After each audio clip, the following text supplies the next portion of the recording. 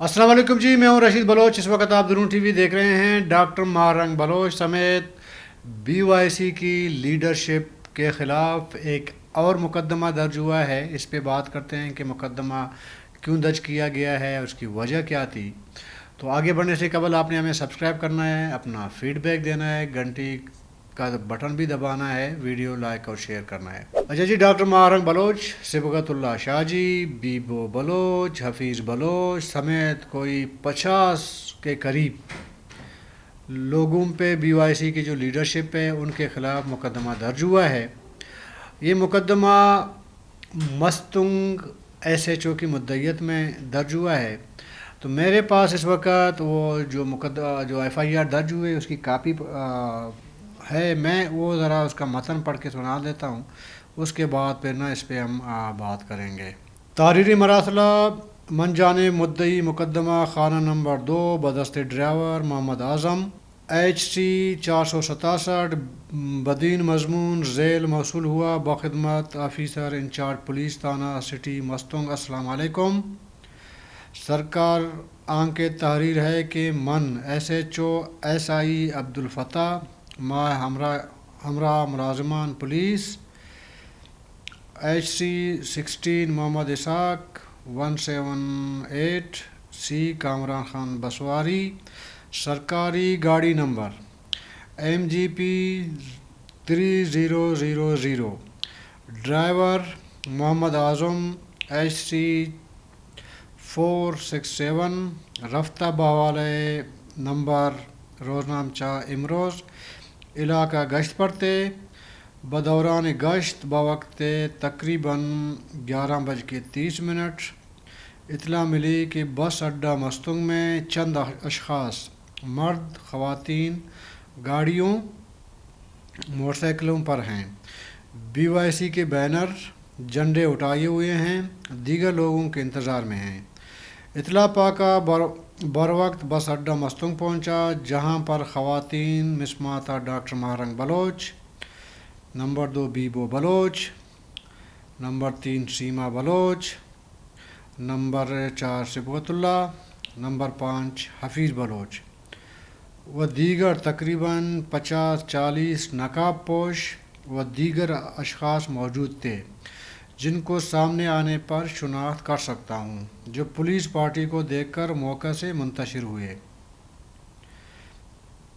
अच्छा, मज़कूरान ने हुकूमत बलूचिस्तान के जारी करदा नोटिफिकेशन लंबा चौड़ा है, सीरियल नंबर 31 2024 1004 10 ये दफ़ात हैं। बहरहाल मुहर्रर ये भी दफ़ात हैं। 30/12/2024 के ख़िलाफ़ वर्जी की है।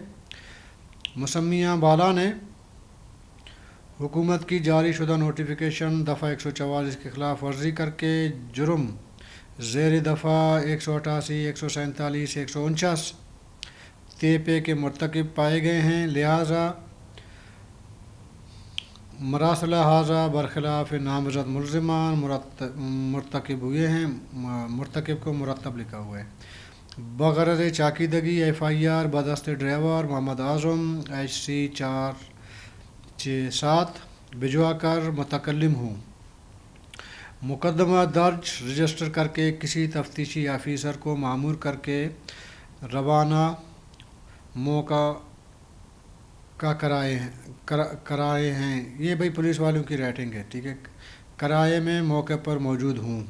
अच्छा, ये 11/1/2025 की जो है FIR है।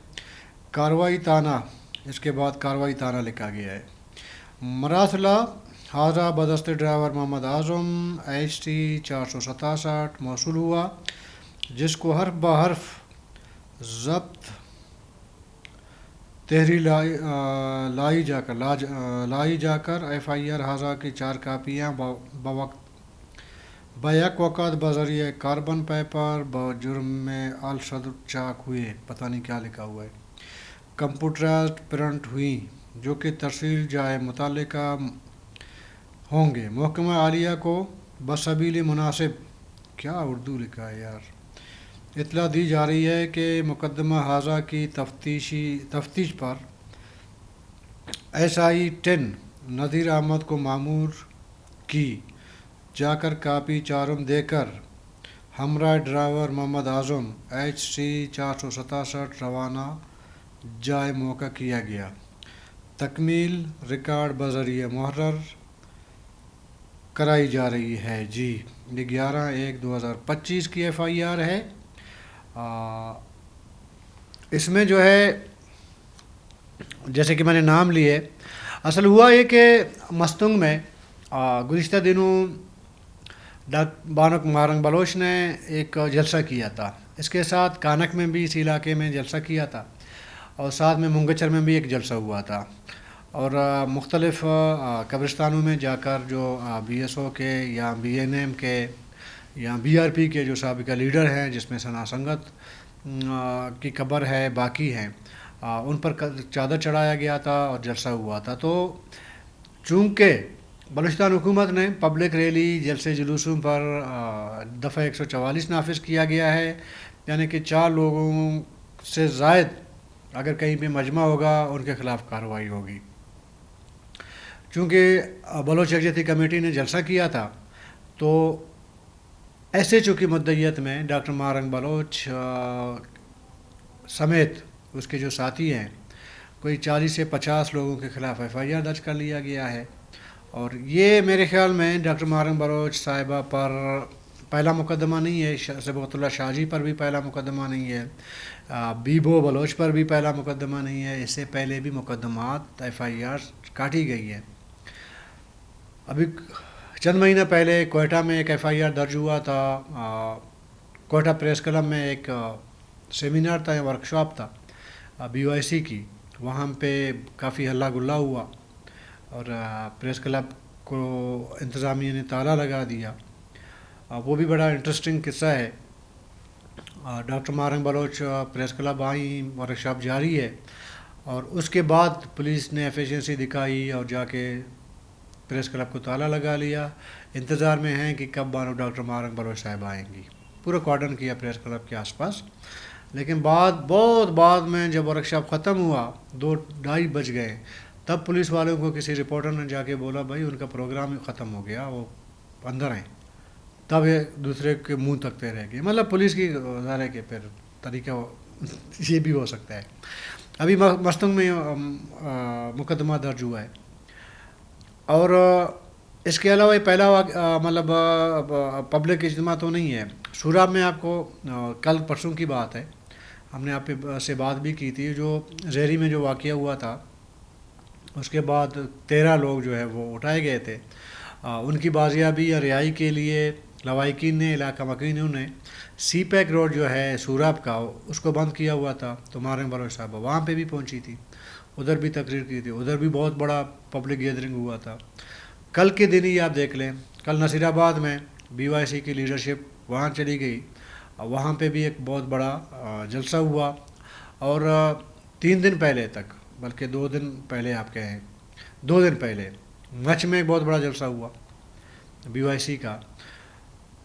اب حکومت کو تو پھر ایک FIR نہیں درج کرنا چاہیے نا، ہر واقعے کا الگ الگ ایک مقدمہ درج کرنا چاہیے، FIR درج کرنی چاہیے، بولو کہ جی دفعہ 144 ہے۔ اس بات سے قطع نظر کہ دفعہ BYC کی جو موومنٹس ہیں ان کو روکنے کے لیے حکومت کس حد تک کامیاب ہوئی ہے، اسٹریٹجی کس حد تک کامیاب ہوئی ہے، لیکن یہ بات ضرور کہنا چاہیے کہ کسی بھی جمہوری حکومت میں ایک دفعہ 144 جو ہے نا نافذ کرنا بڑا مذاق خیز ہے۔ دیکھیے یہ دفعہ 144 انگریز دور کا ایک میرا خیال میں کالا قانون ہے، میں اس کو کالا قانون سمجھتا ہوں۔ انگریز دور میں جب بغاوت زیادہ ہو رہی تھی، اگر تھوڑا اس کا پس منظر ہم دیکھیں دفعہ 144 کا، جب انگریز کو لگا کہ یار ہمارے خلاف یہ جلسے جلوس احتجاجی مظاہرے یہ ہو رہے ہیں، تو انہوں نے ایک قانون پاس کروا لی اس ٹائم برٹش راج نے، تو پورے بر صغیر ہندوستان میں اور بلوچستان میں وہ نافذ ہو گیا کہ 3 سے 4 لوگوں سے زائد اگر کوئی مجمع ہوگا ان کو گرفتار کیا جائے، کیونکہ انگریز کو یہ خدشہ تھا کہ یہ لوگ اکٹھے ہوں گے ہمارے خلاف، پھر موومنٹ بن سکتی ہے۔ 75 سال گزر گئے، ہم نہ ذہنی طور پر انگریز کی غلامی سے نکل پائے، نہ قانون نکالا جا سکا اس طرح کے۔ یہی لوگ جو اسمبلی میں بیٹھتے ہیں تو جمہوریت کی بات کرتے ہیں۔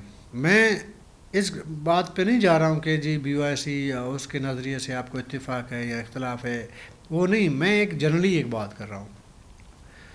ہم جمہوری لوگ ہیں، عوامی لوگ ہیں۔ مجھے ایک بات پہ بڑا تعجب بھی ہوا تھا، کوئٹہ میں بی او ایس سی کی لیڈرشپ پہ ایک ٹائم پہ ایک ایف آئی آر درج ہوا تھا، دفعہ 144 نافذ تھی۔ اسی دن یوم کشمیر بھی منایا جا رہا تھا حکومت کی جانب سے، تو حکومتی وزراء نے اور خود جا کے ایک ریلی کو لیڈ کیا، ایم پی ایس سب موجود تھے، لیڈ کیا اپنی سربراہی میں، اپنے ہی قانون دفعہ 144 کا جو دھجیاں ہیں وہ اڑا دیں، اور دوسری طرف بی او آئی سی جو احتجاج کر رہی تھی اس کی لیڈرشپ کے خلاف مقدمہ درج کر لیا گیا۔